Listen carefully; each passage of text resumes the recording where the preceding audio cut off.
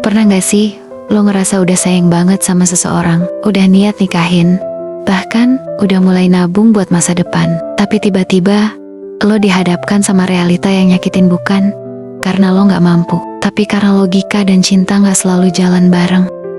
Ini bukan sekadar cerita tentang bucin, tapi tentang seorang cowok yang harus milih cinta seumur hidup atau masa depan yang gak dia sendiri tahu bisa dipertahankan atau enggak. Dengerin baik-baik, ini cerita tentang Tony dan kisah cintanya yang harus diukur pakai harga sawit. Tony, cowok biasa-biasa aja, tapi kalau soal cinta, dia luar biasa. Setiap malam, dia video call sama Sinta. Jam 2 pagi pun masih begadang, cuma buat ngeliatin ceweknya ngantuk, lalu tiba-tiba diam sambil bilang, "Mas, aku sayang banget sama kamu. Tahu nggak?" Dan Tony bakal jawab dengan senyum bucin penuh harapan. Aku juga, Sin, kita nikah yuk, biar tiap malam gak harus ngandelin kuota. Bucin level akut. Mereka udah bahas semuanya. Mau tinggal di mana, rumah warna apa, nama anak siapa, bahkan siapa yang harus nyuci piring kalau berantem. Sinta sering bilang, nikah itu yang penting cinta, bukan harta. Dan Tony percaya. Sampai akhirnya, hari besar itu datang. Hari itu adalah hari yang ditunggunya sejak lama. Pertemuan resmi dengan keluarga Sinta. Tony datang ke rumah Sinta, pakai kemeja paling bagus yang dia punya, parfum 2 lapis, rambut klimis, sepatu semir sampai kinclong. Deg-degan, tapi excited. Karena dia pikir, ini langkah awal buat hidup bahagia bareng cewek impiannya. Sinta menyambutnya dengan senyum malu-malu dari balik pintu. Mereka duduk di ruang tamu. Semuanya berjalan manis. Mereka ngobrolin masa depan, rencana rumah tangga, dan Sinta masih dengan senyum malu-malunya yang bikin Tony makin yakin.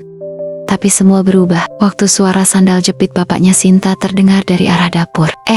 Itu suara sandal jepit bapakku, bisik Sinta sambil menegakkan duduk. Langkahnya berat, dan benar saja, muncullah Pak Jono, bapaknya Sinta, dengan wajah serius dan langkah yang seperti hakim mau bacakan vonis. Duduklah beliau di kursi depan Tony, menatapnya seperti menatap proposal KKN yang penuh typo.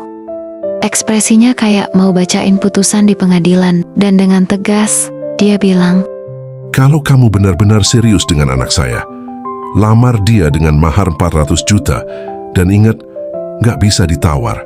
Titik. Gak bisa ditawar." Tony sontak kaget, hatinya seperti dilempar ke penggorengan. Dek, Tony kayak ditabok kenyataan. 400 juta, itu bukan sekadar angka, itu keputusan antara cinta atau logika. Di kepalanya berkecamuk, mahar segitu, padahal nabung THR aja baru cukup buat bayar kontrakan. Dengan napas berat, Tony akhirnya ngomong, Pak, saya serius, sungguh, tapi kalau mahar 400 juta itu bukan bukti cinta, itu lebih mirip bukti keuangan. Saya kerja keras, tapi kalau harus bayar segitu, mending saya beli kebun sawit 3 hektar. Pak, hasilnya pasti dan gak bikin saya harus jual ginjal. Maaf Pak, saya mundur terhormat. Pak Jono diam. Sinta shock. Dan Tony sadar, kadang niat baik aja gak cukup. Sementara itu, jam dinding di ruang tamu terus berdetak seperti ikut menghitung kerugian masa depan Sinta. Keheningan itu dipecahkan oleh suara motor lewat di luar rumah. Seolah-olah dunia pun ikut menolak mahar 400 juta untuk cinta seluas halaman depan. Sinta nahan tangis. Air matanya nyaris jatuh, tapi dia tahan. Karena malu, lalu tanya dengan suara pelan, "Mas Tony, jadi kita putus?" Tony tersenyum getir, lalu berdiri. Bukan putus, Sin, ini cuma tunda sampai harga sawit turun. Dan dia pun pergi dengan langkah pelan, meninggalkan rumah itu dan kenangan tentang cinta yang nyaris semahal rumah subsidi 3 petak. Meninggalkan kenangan yang seharusnya jadi permulaan, tapi malah jadi perpisahan. Gimana rasanya kehilangan orang yang masih lo sayang, bukan karena gak cinta, tapi karena dunia minta harga yang terlalu mahal buat sekadar bahagia. Tony bukan gak niat, tapi cinta yang harus dibuktikan dengan nominal ratusan juta. Itu bukan cinta, itu investasi, dan Tony gak mau pernikahannya jadi proyek rugi. Kadang kita terlalu bucin, sampai lupa bahwa cinta bukan soal romantis doang. Ada realita, ada keluarga, ada prinsip, dan kadang harus ada pengorbanan yang gak kita mau. Sinta mungkin masih sayang, tapi dia juga gak bisa nolak ayahnya. Dan Tony, dia cuma bisa berharap semoga suatu hari nanti cinta mereka bisa ketemu lagi di tempat dan waktu yang gak butuh mahar seharga 3 hektar kebun sawit. Guys, kalau lo lagi di fase cinta-cintaan yang manis, ingat satu hal. Cinta itu bukan cuma tentang saling suka, tapi tentang saling tahan di tengah tekanan.